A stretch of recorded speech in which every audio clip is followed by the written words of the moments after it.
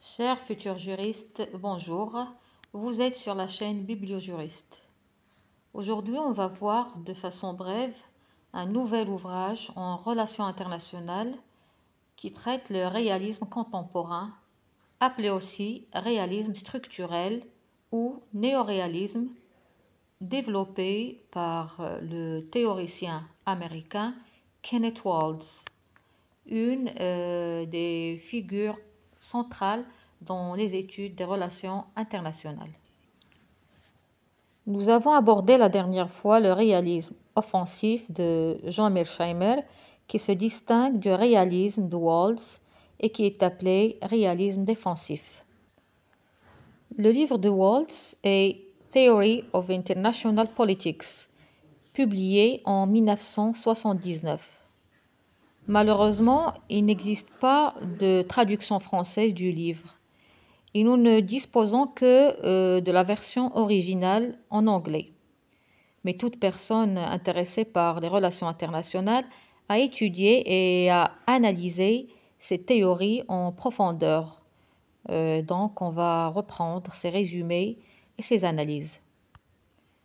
Le livre appartient à la catégorie des ouvrages des relations internationales, bien sûr, est considéré comme œuvre fondamentale du courant réaliste et une référence en sciences politiques et géopolitiques. Aujourd'hui, on va prendre trois principales idées dans le livre. N'hésitez pas à consulter la description où vous trouverez le résumé avec une comparaison de la théorie de Waltz et Mearsheimer pour mieux comprendre. On passe alors directement au premier point, qui est une introduction au néoréalisme et où Waltz parle de la structure anarchique du système international. Waltz développe sa définition du néoréalisme au réalisme structurel en se distinguant du réalisme classique et affirme que la structure du système international est anarchique et qu'il manque une autorité supérieure et un gouvernement mondial central qui puisse imposer des règles aux États. Il ajoute que cette anarchie n'implique pas le chaos et le désordre total, et les États agissent de manière rationnelle pour assurer leur sécurité et leur survie, et non la domination ou la maximisation de leur puissance ou leur expansion.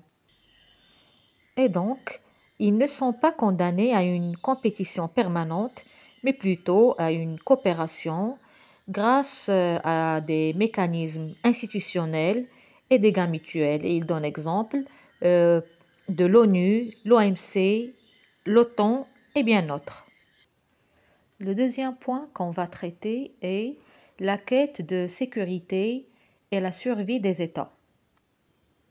Selon l'écrivain, l'objectif principal des États est la survie en raison de l'absence de sécurité garantie et l'adoption de stratégies de défense pour se protéger contre l'anarchie et les menaces extérieures.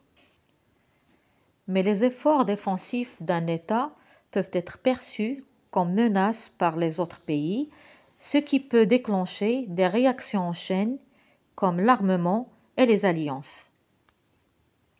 Waltz suggère alors que les États doivent se montrer prudents car des comportements trop agressifs peuvent provoquer des coalitions hostiles.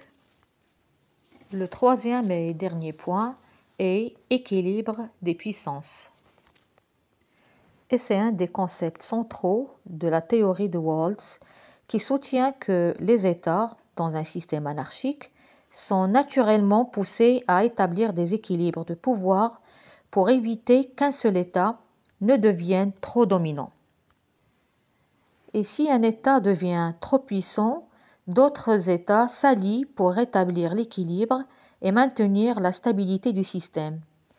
Il donne des exemples de systèmes multipolaires et bipolaires. Par exemple, la guerre froide entre les États-Unis et l'URSS, avec une préférence pour la stabilité des systèmes bipolaires. car dans un système bipolaire pour Waltz, moins d'acteurs égale moins d'ambiguïté sur les alliances et d'incertitudes, et les deux grandes puissances sont plus incitées à la prudence pour éviter les conflits catastrophiques. Donc, selon lui, pour éviter les conflits et les confrontations, les États sont menés à coopérer, même si cette coopération reste limitée et fragile à cause de l'anarchie et la crainte de trahison ou de domination de la part des autres pays. Et ajoute que la puissance est un moyen de garantir la sécurité et les États doivent éviter de provoquer des rivalités dans ce sens et se montrer comme acteurs rationnels de façon à ce que leur prise de décision soit dictée par leur position dans le système international et par leur désir d'éviter la guerre tout en maintenant leur indépendance, car ils sont dissuadés par l'instabilité et les coûts de la guerre. Le système international fonctionne souvent grâce à un équilibre des puissances, ce qui conduit à une forme de stabilité. Les États préfèrent souvent cet équilibre et l'alignement stratégique pour éviter la guerre totale. Voilà, c'était brièvement les 3 points essentiels de la théorie. Et maintenant, on passe aux critiques.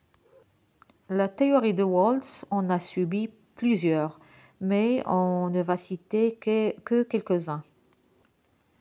L'une des critiques majeures est que sa théorie accorde trop d'importance à la structure du système international qui est l'anarchie et la distribution des puissances, et sous-estime le rôle de l'idéologie politique, les politiques intérieures et culture et les leaders individuels.